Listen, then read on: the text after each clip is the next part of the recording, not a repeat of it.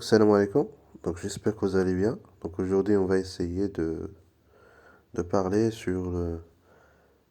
la partie de transport, bien sûr, en matière de facturation. Comme vous savez, bien sûr, c'est la facture, elle est constituée, ou bien elle est constituée d'un certain nombre des éléments, à savoir, premièrement, le montant brut, auquel on ajoute, ou bien on réduit, ou bien on retranche les réductions, l'ensemble des réductions, à savoir les réductions commerciales et les réductions financières.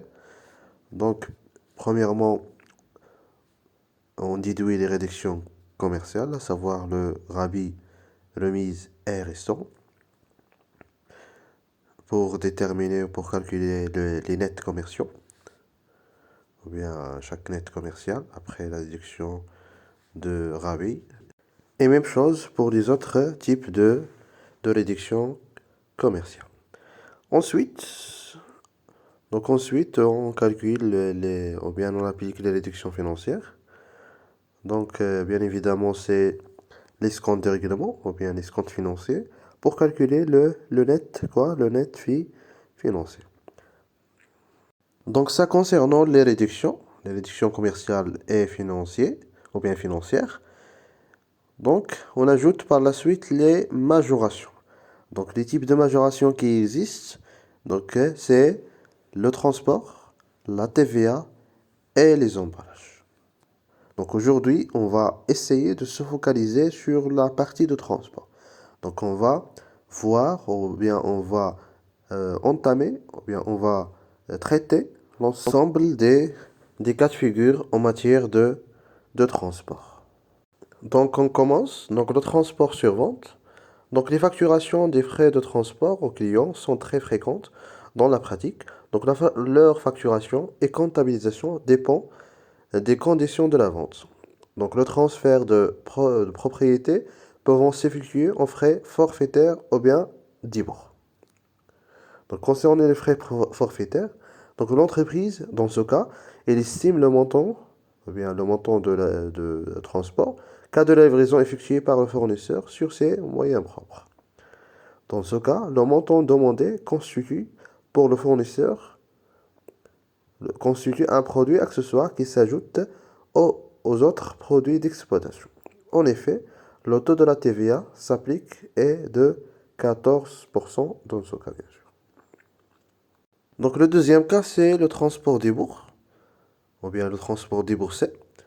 Dans ce cas, l'entreprise récupère exactement le prêt qu'il a payé ou bien qu'il a déjà payé au profit de la société de transport, ou bien pour le compte du client, ou bien à un transporteur. Donc, dans ce cas, le montant demandé au client constitue par le fournisseur une annulation de charges liées au transport sur vente.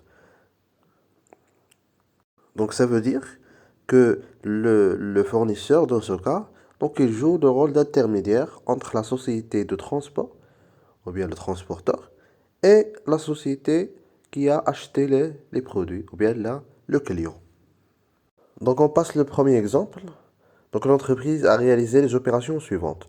Donc, le 8 mai, payé par banque au TTC, c'est-à-dire le montant TTC, 600 dirhams au profit de Transport Sud pour expédition des marchandises au client Mahfoud.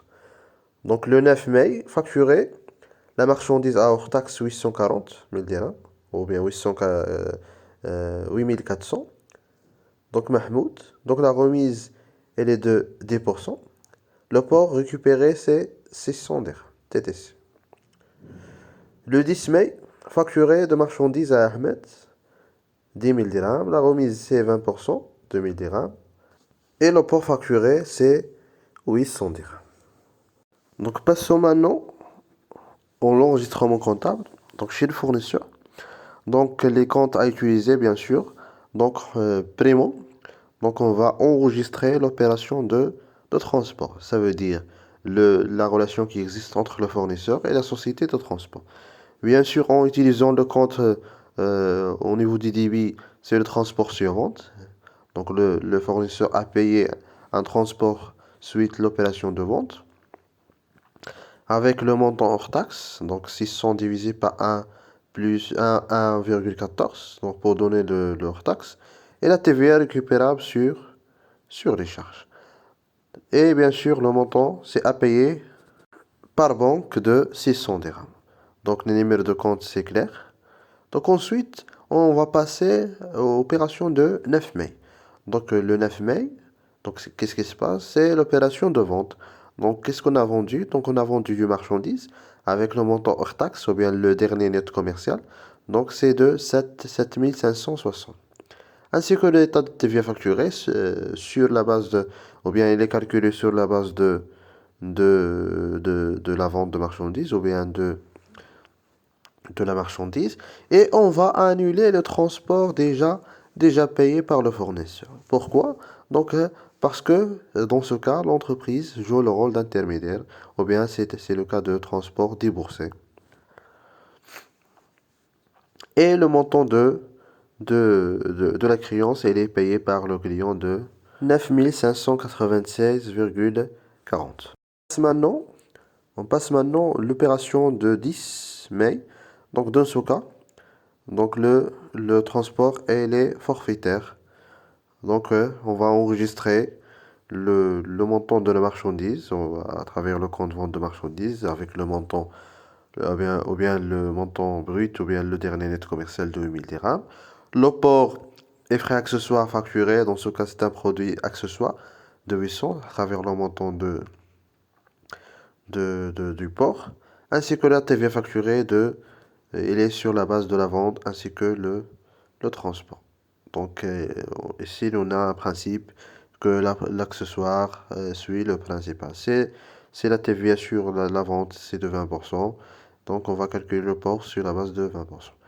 Et le client, il va payer la somme due, ou bien le net à payer de 10 560.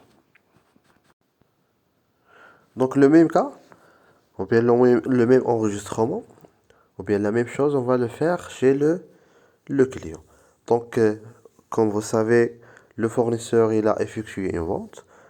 Contrario, le client, il a effectué un achat.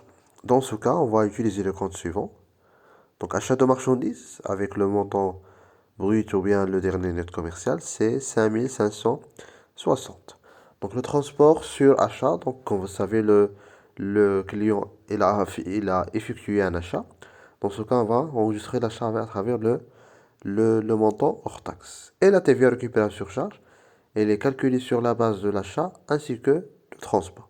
Et la somme due, donc il va être payé par le fournisseur avec le montant TTC ou bien le net AP. Donc ça concerne l'opération de 9 mai. Concernant l'opération de 10 mai, donc on va enregistrer l'achat de marchandises avec le montant 8000 dirhams. Transport sur achat, c'est à travers le montant hors taxe du transport, 800 dirhams. Et la TVA récupérable sur charge, elle est calculée sur la base de 800 et de 9000 ou bien de 8000 dirhams. Et le net à payer, elle est calculé ou bien elle est payée par le fournisseur. Donc j'arrive à terminer les deux cas concernant le transport à travers la vidéo d'aujourd'hui, à savoir le transport forfaitaire et le transport déboursé ou bien débours. Donc, dans des autres vidéos, Inch'Allah, donc je vais essayer de faire les autres cas de figure en matière de transport. Donc, si vous avez des questions, n'hésitez pas à les poser dans les commentaires. Et merci.